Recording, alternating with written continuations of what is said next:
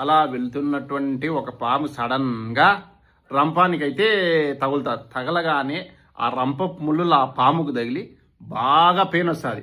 Pain వచ్చినప్పుడు ఆ పాముకి ఏమవుతుంది అంటే చాలా కోపం వచ్చి కాటేస్తుంది, గట్టిగా కాటేస్తుంది. ఇంకా గట్టిగా కాటేయాలని చూస్తుంది, కాటు వేసేస్తుంది కూడా.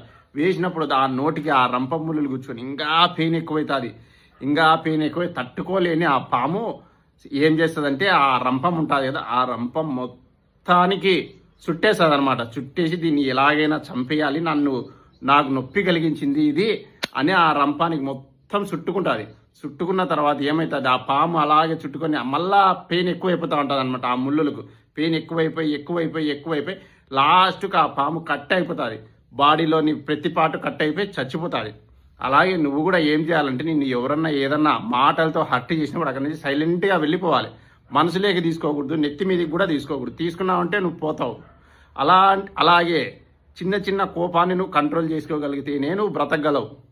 ప్రతి చిన్న పెయిన్ నీకు బాధ కలిగించేదే, కానీ ఒక్కొక్కసారి దాన్ని వదిలేయాలి ఆ పెయిన్ను కూడా.